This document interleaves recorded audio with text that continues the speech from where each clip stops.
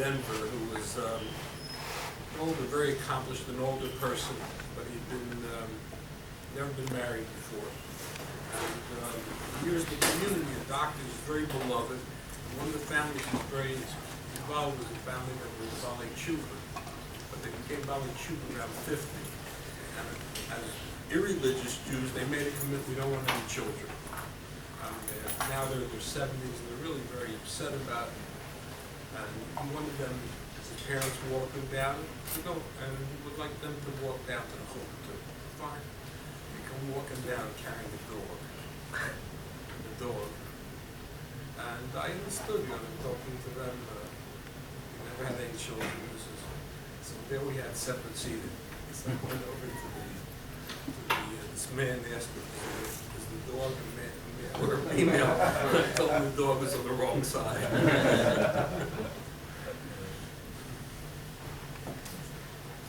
First of all, thank you very much, Henry. And he doesn't understand, coming from Canada, there's a certain bar of what a breakfast has to look like, too.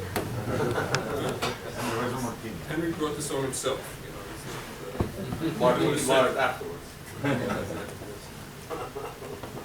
Mr. Sherman, the fact that you, I didn't know, but Henry told me this morning that Father's Day is, I thought this was another American enterprise of how to promote sales, like Thanksgiving and Xmas. He said, no, this was in Iran also. Very interesting. This was a big thing in Iran, Father's Day. Without Hallmark? Huh? Without Hallmark? That's what he said. Maybe they have a Hallmark there too. But I mean, on a Father's Day, when you have the shear of the Torah in your house, you're giving a real message to your children, what's important to you.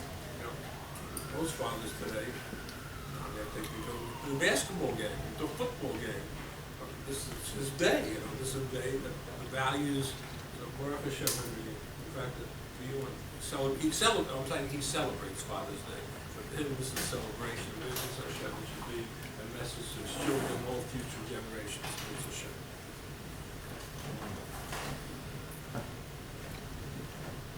We begin with a very fascinating pasuk of Koheles. There's actually 3 sentences in the 10th chapter of Koheles that goes as follows.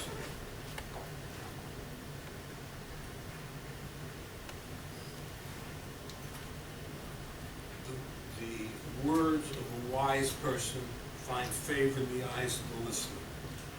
The messages of the foolish person swallow them up. The next sentence says, which is even more astounding, that a foolish person, he starts with foolishness, but eventually he gives crazy messages. Look at what Rashi says on this. What is that referring to?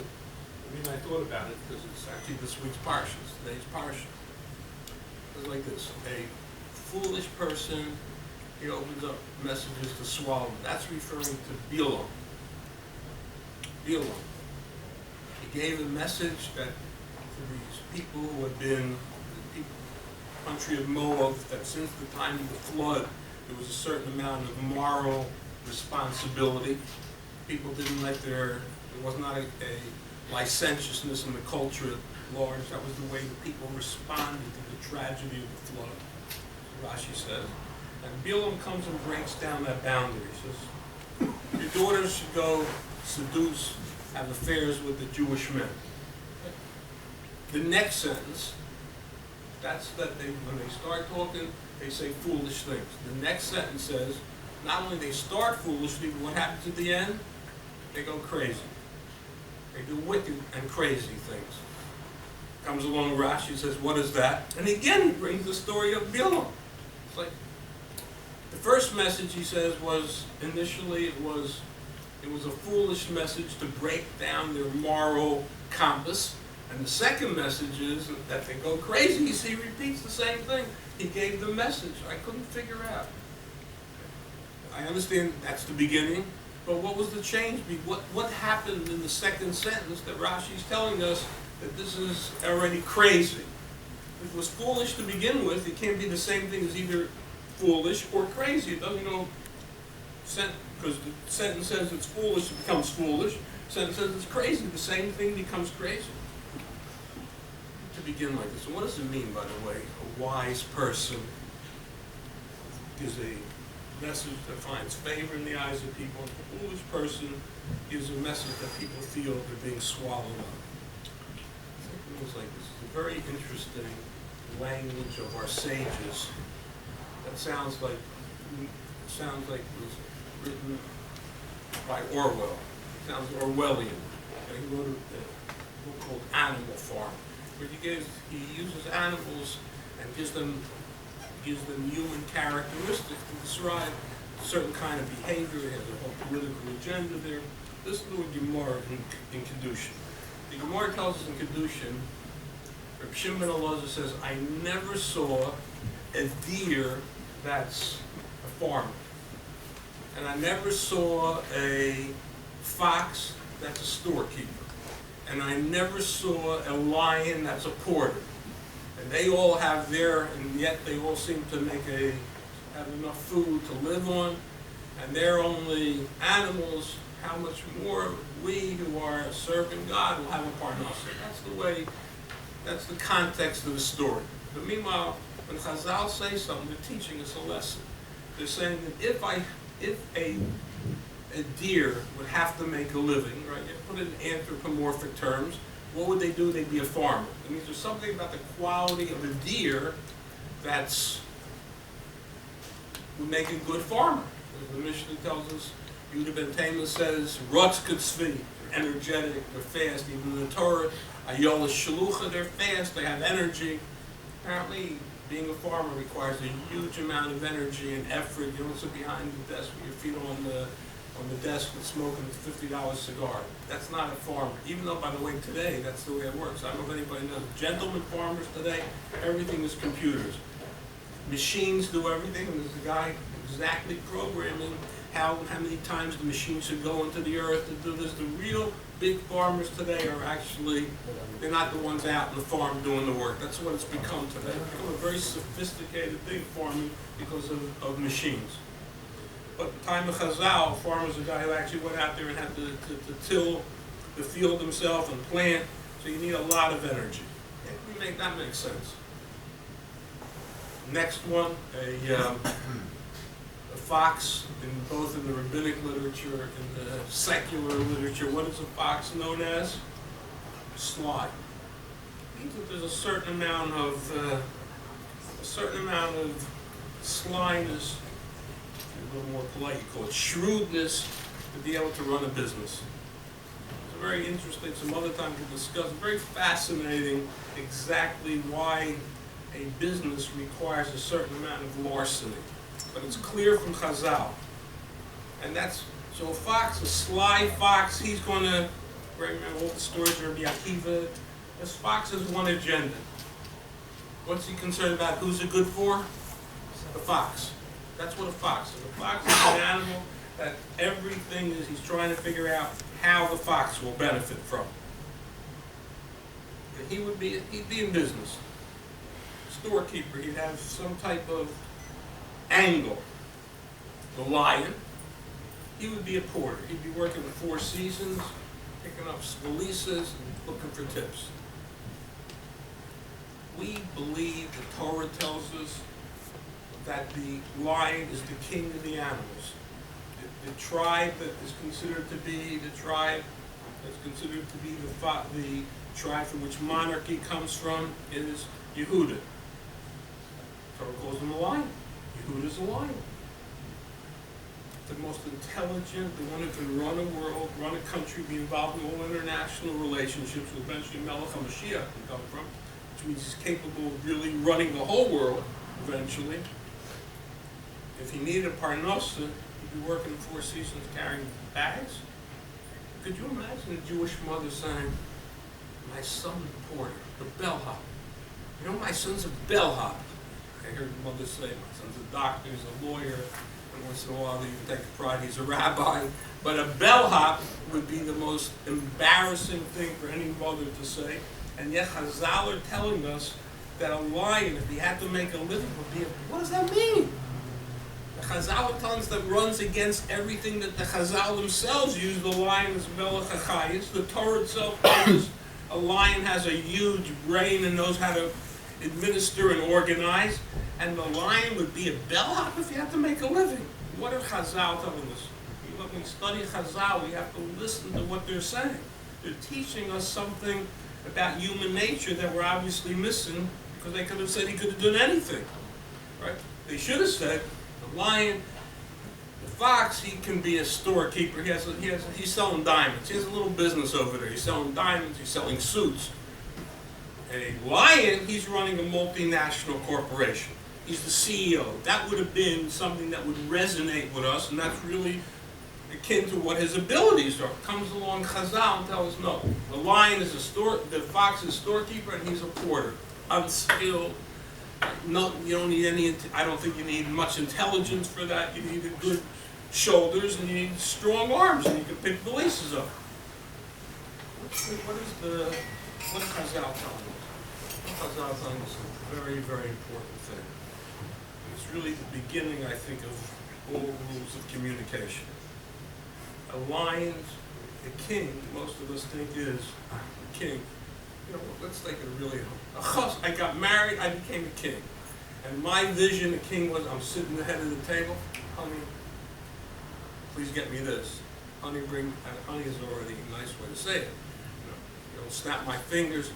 Some friend of mine bought a house in Miami Beach. And the first Friday night, sitting at the table from the doctor, and the first Friday night, sitting at the table, he stretches out, Friday night table. And all of a sudden, a bell goes off in the kitchen. Under the table, there was a bell. I don't want to give anybody any ideas here. Under the table, there was a bell that, when you put your foot on top of that bell, it rang in the kitchen. Honey, what do you need? That's my vision of what, being a husband as a king, and I already have, I'll dress her up nice, but when I stick out my foot, I want her to bring in what I'm looking at. Her a little late with the food. I want to have to wait too long. I want doubles. Very interesting insight for people on the house before. I knew both couples. The rabbi who bought the house, but they also knew the doctor from whom he bought it. It was very, very interesting. Very interesting dynamics in that family. But that was my vision of getting married to. Chassan dom melech. And by the way, that's a halachic reality. Chassan dom melech. There's a Pirkei Blazer, and there's responsibilities, and there's also privileges that a chassan is like a king. What does that mean? I know my vision, what all of us think of anybody getting married, things like that, is a great misunderstanding. The definition of a king is someone who views his role in life to empower people.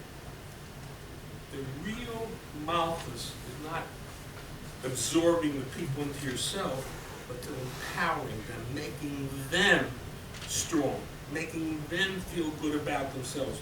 A successful king is somebody who's able to let the people feel good about themselves, give them the understanding of who they are so they can develop themselves and maximize their ability, and then the country will ultimately thrive. It's the same thing if you run a business. If everything is connected to you, you're going to may have an adequate business, but to make a great business is, and especially a business that will have some continuity when your children take over, is that you empower your employees. Then you have an enormous, because then all the employees have their individual abilities and they add to the company. The definition of a melech is he empowers. There's no king. I don't have a position, and I still have to make a living. A king instinctively will feel, give someone the greatest, I'll be able to express my need to, or my desire to empower. I will carry their bags for them. When you have somebody carry your bags for you, how do you feel? You feel good. You feel good. Someone picks up their bags and you go and you don't have to carry your own bags. And so it makes you feel important. It makes you feel chashuv. If anybody knows the South American culture, there's a huge amount of people that have, the wealthy people there, always have people carrying their bags. They don't have to bring a suitcase in from the car. They don't take their suitcases to the car. They have their servants pick them up, and taken for them. There's a huge feeling of empowerment. In fact, the definition in our holy Torah of a king has no say kelo. Shaul HaMelech had a no say, David had no, people that carried their weapons, carried, I guess in the modern thing of maybe a caddy. A caddy. Golf, you have, it's a caddy. I have someone who carries my golf clubs. I don't have, God forbid, I have to carry. He can also carry his golf. He can put them on a roller. Then you have to have somebody that makes you a choshev a golfer. You have somebody carrying your bags for you. What a king wants more than anything else, especially Malchus based David, is to empower the people. So when we talk about a chassan don l'melech, it's not that I'm now the head of my wife, I'm in charge of her, and pretty soon there'll be children, and I'm sitting at the head of the table, and I'm getting all this honor, and I'm controlling everybody in a nice way. I'm not a despot, I'm polite, I'm respectful. That's not the vision of what a parent has to be. What a father and mother have to be. They have to figure out how to empower their children. What will make the child greater? It's a huge effort, and it's a huge change in our focus. I have to figure out how to make my wife greater, how to have to make her feel happier with herself, how to build up her self-worth, instead of what can she do for me, what are my favorite recipes, and that's not the goal of myself as a husband. Chassan don l'melech means I have to focus on her, figure out her needs, figure out what her insecurities are, figure out what her abilities are, and put her in touch with them. That's what a parenting is. It's to empower the children. Malchus is an act of empowerment. The Malchus Peh Karina Bey means that the emphasis of sovereignty is in my ability to communicate that. The function of the king is the ability to use his mouth properly, and the communication is to empower the other person. That's what a wise person does. That's what Shlomo will say. A wise person, communication, is to build up the person, to tell them about themselves, teach them about themselves. Communication is not to let you know what I want from you, but to make them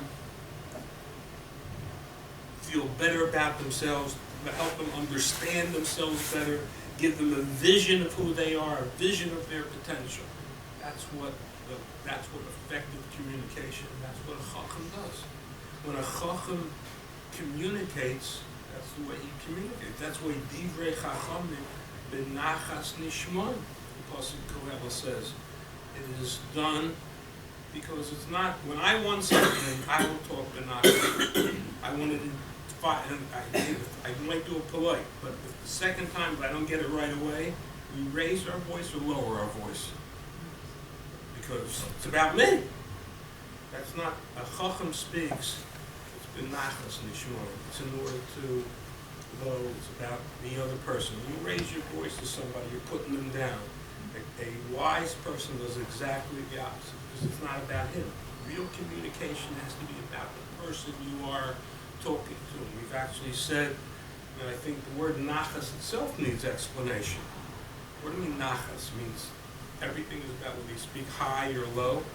You can be very intimidating speaking low too.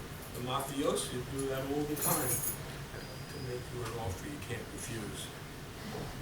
You understand? I can say that low, but you're already imagining the baseball bats coming out at you. So it's not that. It has nothing to do with high and low, in my opinion. The nachas nishman comes from the root word in Hebrew of noch. I put my words down on the table. I never tell anybody to do anything. By the way, that's said, but I'm saying it's not only nachas nishman when I'm talking to a stranger. Chazal tell us that's the way you have to talk in your household. That's the way you have to talk to your family. Shloisha dvarim tzorech adam lomar b'soch beiso. You have to, and Amar Abai Hilchot Tzorech L'Menle B'Nichusa. You have to, and the Soch Beiso Rashi, the Rambam says, means to the household. You have to talk benachas. You don't give orders, even when it's a mitzvah, light candles. It's benachas. You put the words down on the table. When you put the words down on the table, means I'm not telling you to do anything. If I tell you do this, and the words are on the table, then first of all, When someone tells you to do something, you now have the first reason not to do it. Nobody, I don't care, ever likes to be told to do anything. So it doesn't even make sense to tell somebody to do because you're already building in a resistance. Secondly, if you don't do it, then I take it personally. And I'm saying something that the likelihood is I'm giving you a reason that you shouldn't do it. And when you're not going to do it, I'm involved here now in a fight with you, the way most of us communicate. If you put the word down on the table, then I'm not giving you an order. It's your choice to do or not. If you don't do it, you didn't do anything against me because you weren't getting an order from me. I put an idea on the table. I say it as nice and as convincingly as possible, but I'm leaving you the choice. You know what that does? I'm empowering you. First of all, I'm telling, and if we do this with our children, they don't understand the ramifications are enormous. When you tell your child to do this and do that, the worst thing you're doing, besides putting them down, is something much worse than that. You're not letting them think for themselves. You know, it's like a boss who gives everybody orders, and pretty soon he's not his own person. You don't have an employee. You have in Yiddish called shikking. All you have is robots that take orders from you. Some people do it a little more polite, but you're making the person smaller. When I put something down on the table and I allow you to make a decision, I'm saying a huge message. I trust what you'll decide. I trust that you can make, listen, I made mistakes in my life. I'm not saying you're going to be right, but I'm giving you the option of making a decision. There's nothing more empowering to a child than the parent let him know, I want you to be yours. I don't want you to do it because I said it. I want you to do it because you want to do it. So it's an enormous, enormous value. I'm not talking about the practicality that they don't feel put down. It's much more. It's really empowering because you're giving them the message, I trust you enough to let you make the decision. That doesn't mean I'm going to agree with it. Doesn't mean I think you're right. But I think that you're capable of making a decision, and I want you to make a decision. And of course, since you put it down on the table, you can't react adversely. They ask you, oh, I wouldn't have done that. No reason not to say that. But you know, you want to, if they're interested in learning a process of maybe how to make a better decision, you can respond if they ask you, but you can't react because it wasn't about you. And it's an enormous thing when you put the words down on the table like that, you're making your children strong.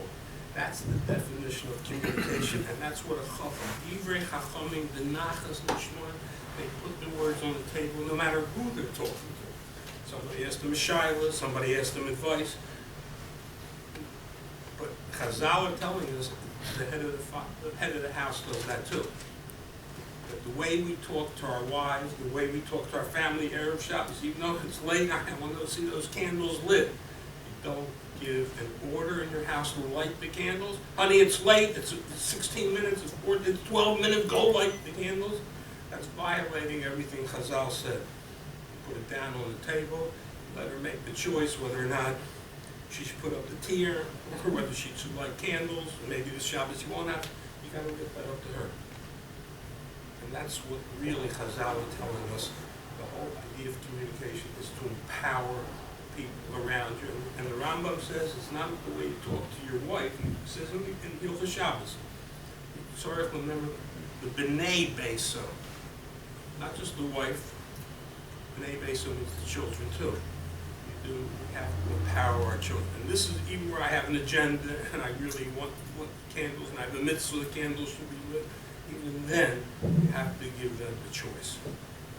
All communication, that's what Chassid Dom of the Melech is. So next time, when you think about, or you watch your video of your wedding, you have to do a little brain surgery and realize that what you were thinking there, that now you have a serf, and now you, I treat her nice, very respectful, but I acquired a shifcha, I've acquired a maid. Again, I treat her like she's a woman, and I treat her like my wife, but in function, really, I'm the king, and she really has to do what I said. My job is to empower her. That's my function, is to empower her. By the way, the Rambam tells us in the laws of marriage that if you do that, then the wife will, in fact, treat you like a king. Very interesting. The Rambam says if you treat her properly, the husband will be in her eyes like a king or a prince going with the whims of his heart. So when you empower people, is there anybody that doesn't feel attached and committed to somebody that makes them feel good about themselves? The ultimate way of getting allegiance from somebody, getting devotion from somebody, is that you've actually given them something. Not that you controlled them, you owned them, but you gave. What I gave them self-worth, I gave them self-esteem. So there's a huge byproduct and a huge advantage to this, and a king ultimately needs the allegiance of the people. But the way you get allegiance is not by controlling people. Yeah, you can control them, and if you really are a despot, you'll become a emotional, not even a king, and you'll force the compliance. But that's not really a healthy situation, is where you've empowered them, they feel empowered by you, therefore they trust you, they feel you validated them, and therefore you want to do everything for them. That's the definition of a successful kingdom, and it's the definition of a successful home. We're saying exactly what the Torah is teaching us, but most of us probably have to rethink the dynamics in our home. It's very rare that anybody instinctively, if you hadn't studied in the Torah, that's probably not the way our homes are run. Now, I do mean that there's people who are very polite, but polite is just a way of delivering a message in a way that I think the person comes an offer they can't refuse. But that's not empowering the person with our words then. That's what Shlomo Melech is saying. He's saying that the foundation of a wise person inspires people and builds them up. This fool is the opposite. And unfortunately, a lot of us are into this. Communication is a way to control somebody, too. It's a way to control. And the fool, everything's about him. It's not about, he's trying to absorb, he's trying to swallow us up. And the sensitive person will understand that. That doesn't mean, by the way, that he screams. He also likes to do it in a calm way, but it's calm. But he's trying, his agenda is to swallow up. So that's what Shlomo Melech says. One is to empower, and one is to swallow up. Swallow up the listener. And most of us, hopefully, oscillate between the two. At least sometimes we act with Chochmah, I hope. Then, how do you do this? How does a person learn how to control and manipulate people? This is the most incredible thing that Shlomo knows. He started with two things. The first thing he says, you become Bilam. What do? You give advice that you know people are going to follow. Because there's nobody who doesn't like to do licentiousness. He likes it. You're giving him a license to follow his lusts. You're doing a license to break down his moral compass. He's probably going to listen to you. This is a fool talking. He's not a fool, by the way. We're not talking about he's a fool that doesn't know what he's trying to do. It's just the ultimate, to destroy people. You're a fool if you're destroying people. But he has a real agenda. So the first thing is he lets you know that you can, for 1,000 years, human beings have been keeping, it's about 1,000 years already, human beings have been out of licentiousness. He says, it's a good idea, licentiousness. You know what? You'll be able to break down the Jewish people, you'll make them licentious, and then you're going to be able to overcome that. Important? That's foolishness. What's his agenda there? This comes a very fascinating agenda. What happens when you tell a person to do something that violates his moral compass? He wants to. We all have desires. How do you feel about yourself after you do this? When a person gets into things that he knows are wrong, for 1,000 years society has him doing it, it's immoral, how does he feel about himself? You gave him a license to do what? Do something that deep down he knows is what? It's wrong. How do we feel when we do something that's wrong? How do you feel when you do something that's wrong?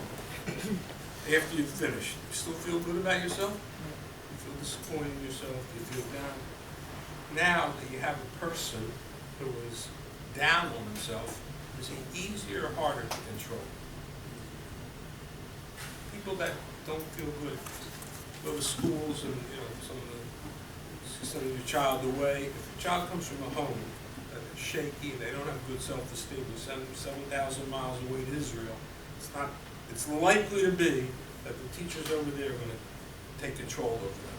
People that don't feel good about themselves, broken homes, friction homes, whatever issues there are, those children over there are very vulnerable to be taken over. And that's what the fool knows too. When you give a message to somebody like people of Moab to go ahead and get involved in licentiousness, after they do that, they lost their self-respect. People who don't have self-respect are easier or harder to control. They're easy. So he has a huge agenda here. He's a smart man, Bill. The word fool here doesn't mean IQ. It means his behavior is inimical to the welfare of society, to any justification for what the world is all about. He's doing, a wise person is doing things that are consistent with building the world, and the fool means he's doing things destroying the world. But that doesn't mean he doesn't have a huge benefit from that. What a benefit. Now he can start controlling people. So it starts off with foolishness. It starts off breaking their moral code. So he uses communication in order to figure out how to get his clutches over people.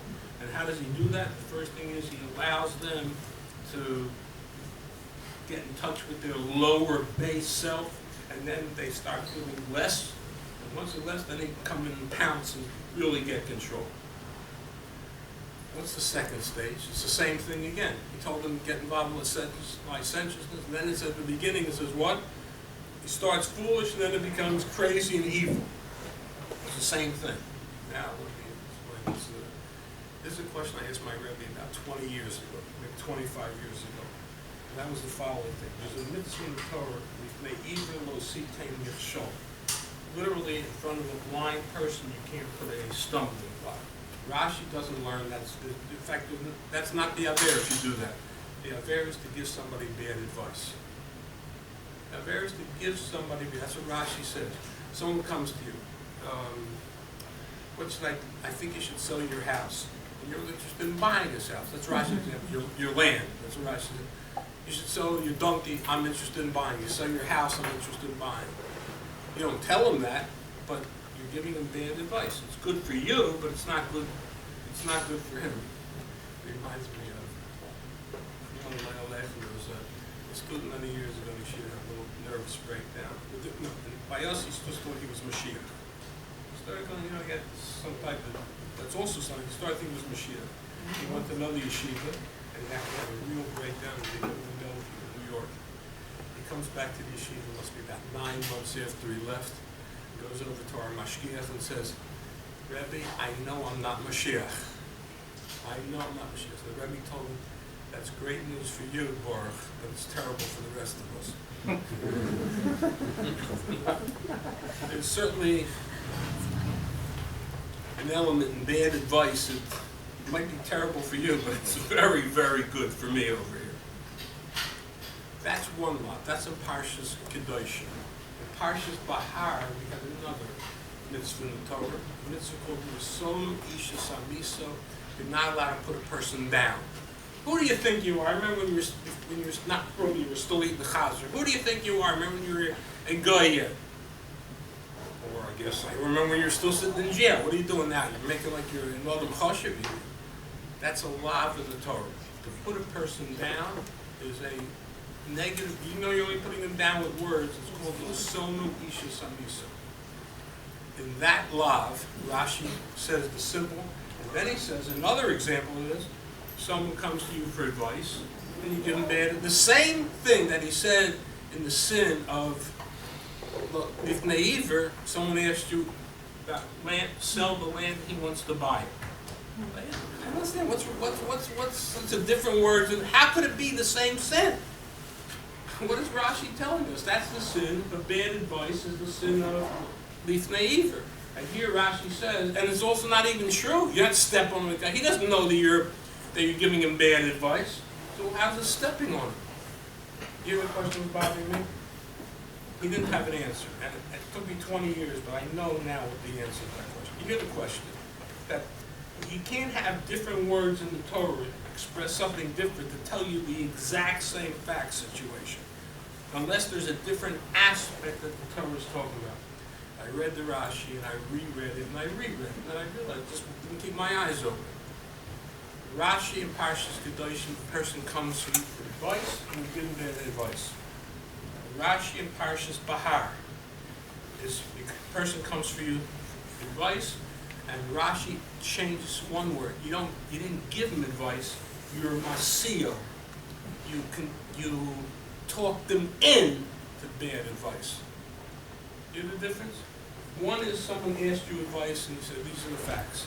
But, very often you ask the person, your kid's advice, and you have an agenda, you try and make it sound that you're talking to them, but really you're manipulating them. And that's what the word in Rashi is, masio, which that language Rashi pulls right out of the Torah, hanochish heshiani. The snake talked Chav into it, seduced her, talked her into it. Rashi says, if you give somebody advice, then what you are doing is you transgress. It's your choice. I'm hoping you'll choose my way. I don't tell you that because I have an agenda. But I gave advice that wasn't good advice. If I talk somebody into something, it's a very subtle difference. They don't even know necessarily they're being talked into it.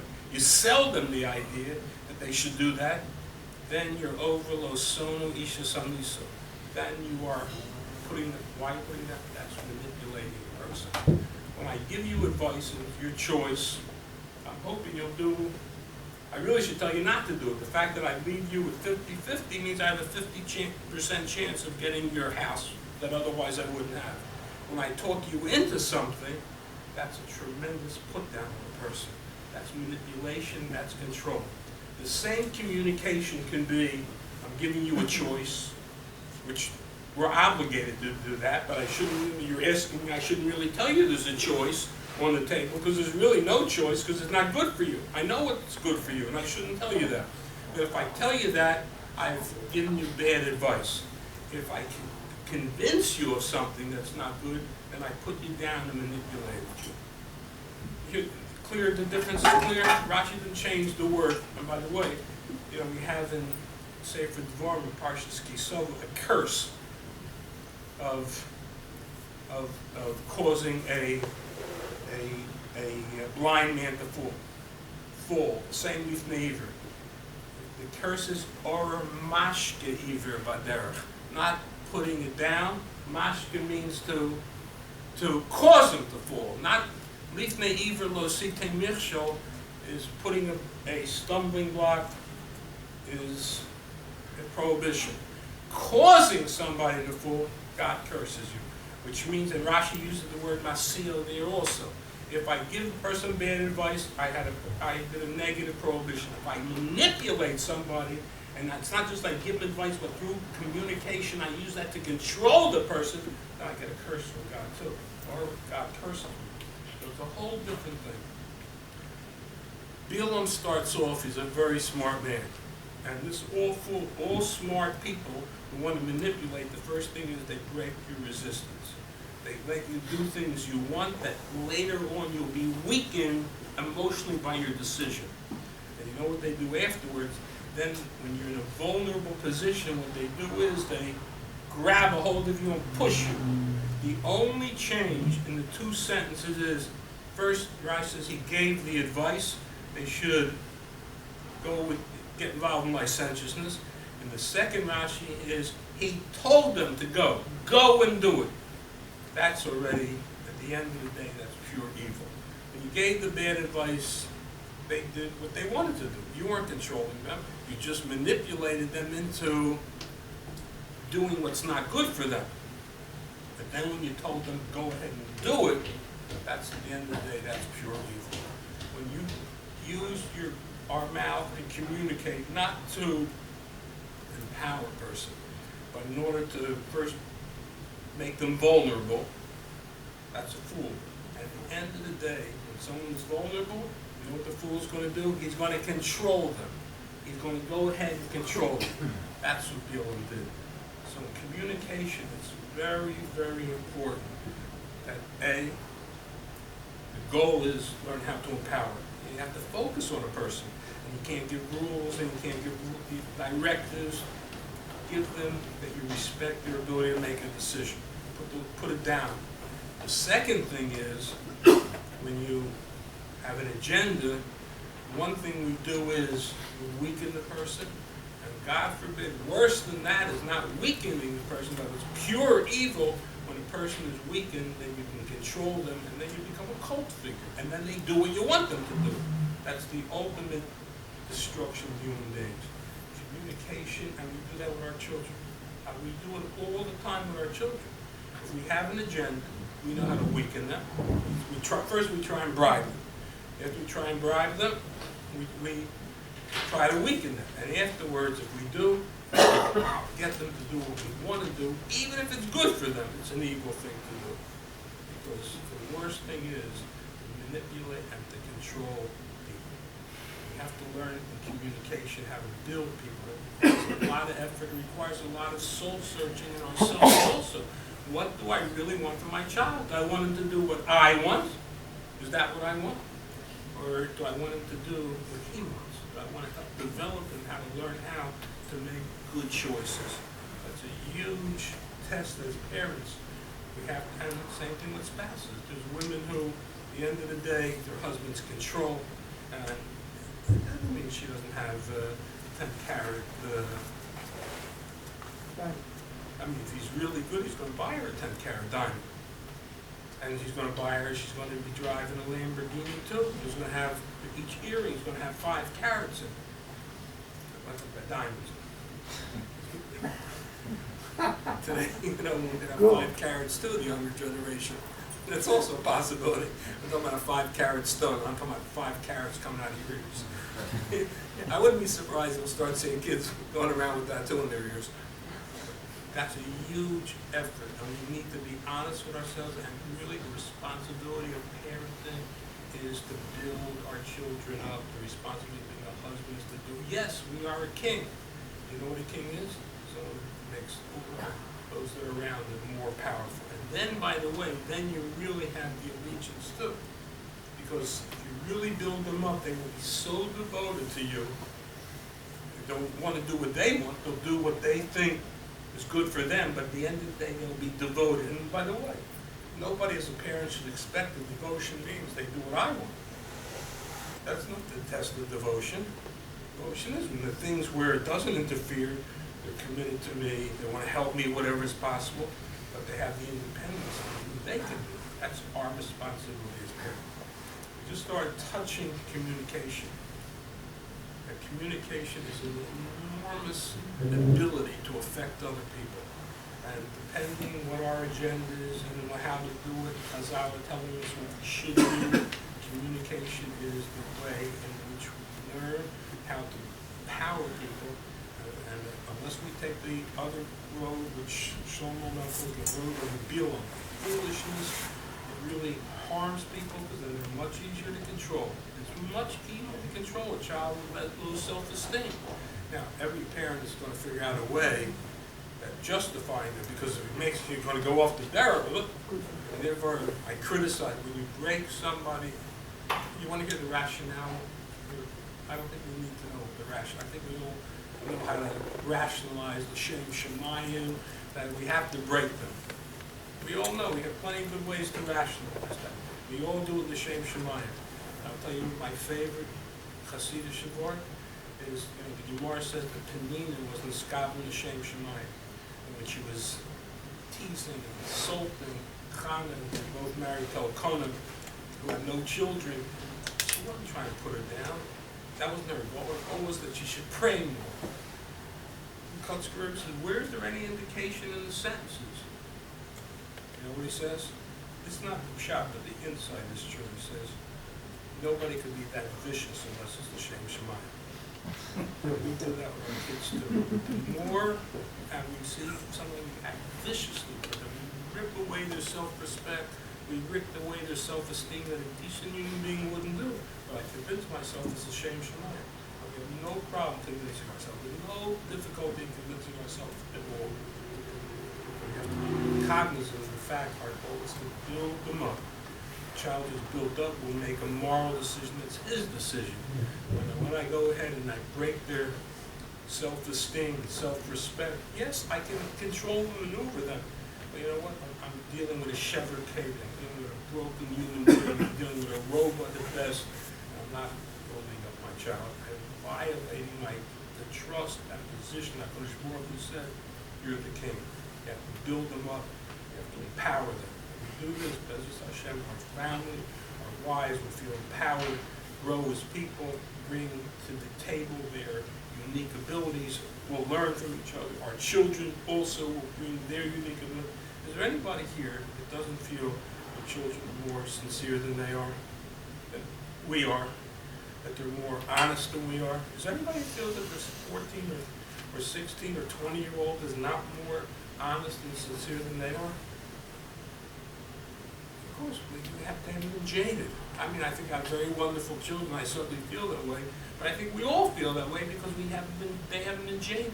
A child innate is in a neshama tahora, a pure soul who's really honest, not manipulative by nature.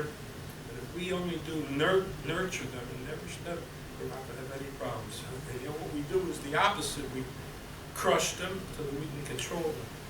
There's nothing more foolish than that.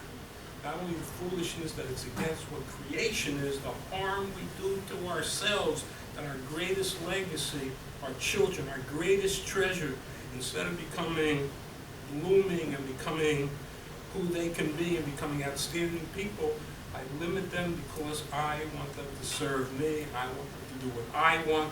There's nothing more destructive to ourselves to engage in that.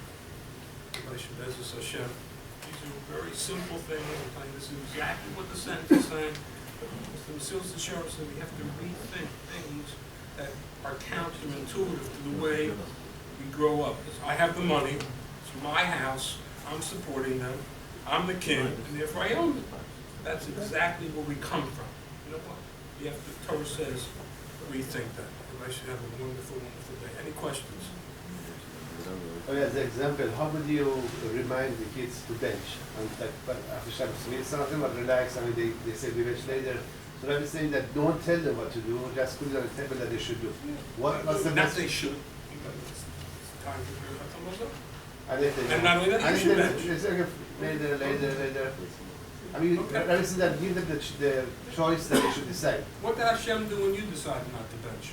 Lightning came down and struck But you. the thing is that Hashem gave you Bechir. Why didn't you give them the same Bechir?